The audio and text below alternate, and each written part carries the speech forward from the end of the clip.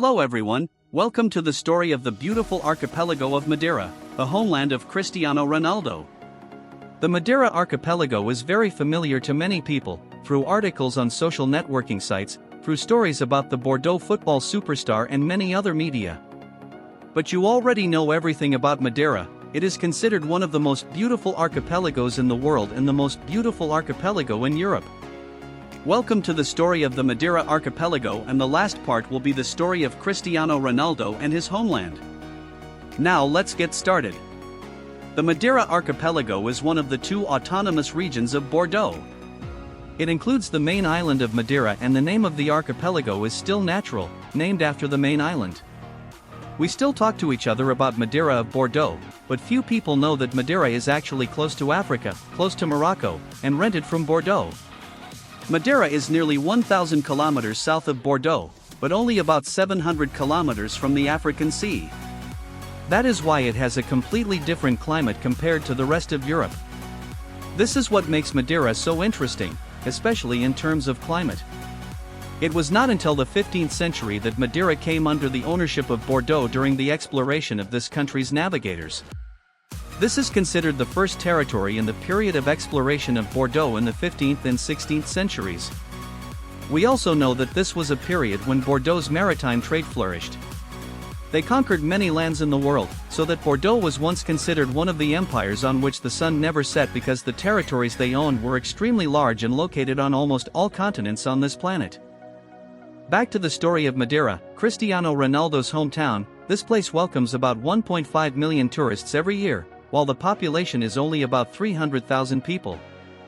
So on average, each year, a resident of Madeira welcomes up to 5 tourists, a very impressive rate. The area of Madeira is about 801 square kilometers, equivalent to the area of Bac Ninh province in our country.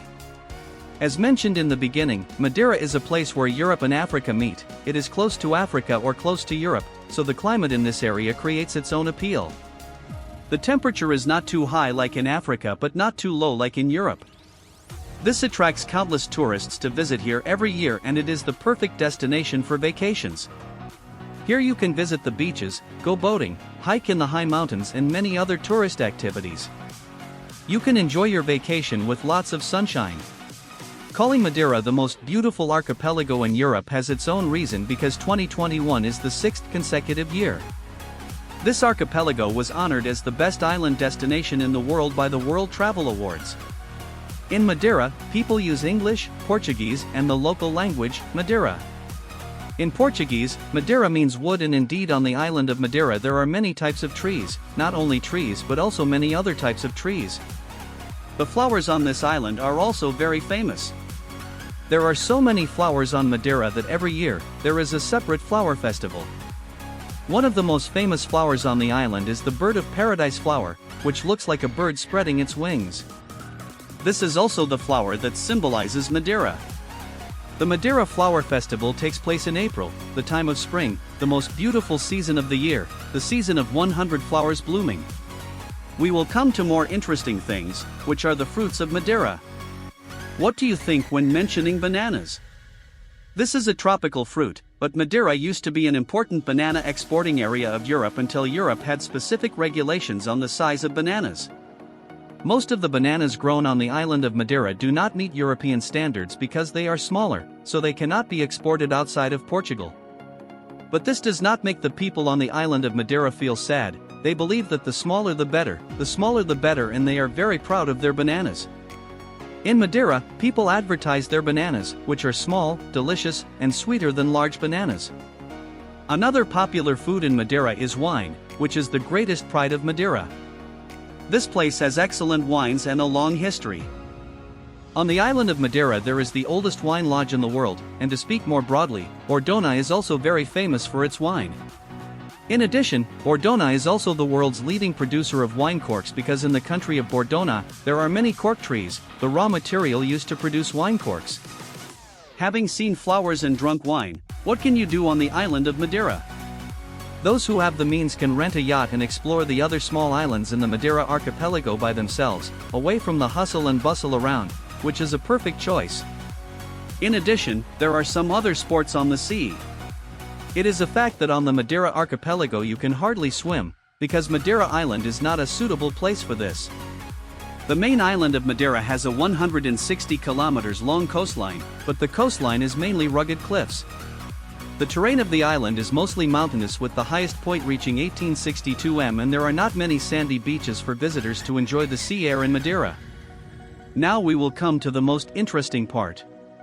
Coming to Cristiano Ronaldo's hometown, you must visit what belongs to Cristiano Ronaldo, know what Cristiano Ronaldo's mark is in his hometown. Currently, visitors to the Madeira archipelago can register for a tour of about 4 hours to visit all the places related to Ronaldo, from the places that keep Ronaldo's childhood memories to the football teams he used to participate in, museums and hotels. Here you can stay at Cristiano Ronaldo's hotel, the hotel named CR7. If you fly to Madeira Island, the first thing you need to do is land at the airport, and the airport here is named Cristiano Ronaldo. This airport was named after Cristiano Ronaldo after he won Euro 2016 with the Bordeaux national team. And in 2017, the airport was named Cristiano Ronaldo.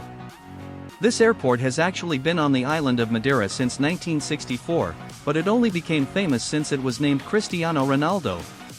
Cristiano Ronaldo Airport has always been on the list of the most dangerous airports on the planet, according to many prestigious newspapers, including Telegraph and MSN. When it was first built, the airport only had a 600 m long runway, then the government gradually expanded and created a longer runway, which seemed safer. But it was still something very precarious and dangerous. Because of the rugged geographical location, one side is a high cliff, the other side is the ocean, often encountering strong winds, the runway is short. Taking off here is always a challenge for all pilots. The wind speed here can reach 70 to 80 kilometers per hour, and this is truly a nightmare for pilots. Coming to Cristiano Ronaldo Airport means you have set foot in Ronaldo's hometown. The first thing you can see is a statue of Cristiano Ronaldo. The first version of the statue can be considered a faulty version because it looks nothing like Ronaldo. Later it was replaced by a new statue, which looks friendlier and more similar. Next you can visit the Cristiano Ronaldo Museum, which is exactly the CR7 museum. Outside the museum is a bronze statue about 3 m high, and below it is written the words "the best player in the world" in Portuguese and English. Visitors here often check in by placing their hands on the sensitive parts of the Ronaldo statue, which makes this area more faded than the rest. When entering the Cristiano Ronaldo Museum, you need to know some information below.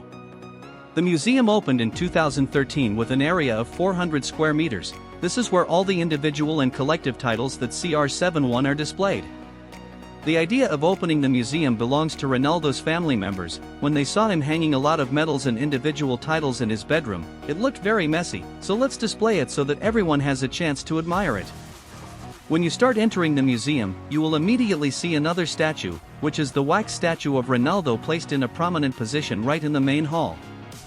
This statue cost Ronaldo $31,000.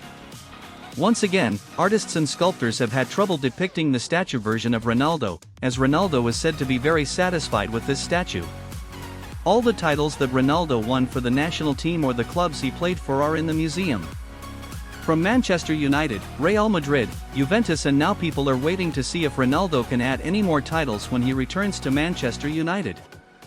Many people think that Ronaldo has become a cult of personality when he made his own museum, but the reason is not like that.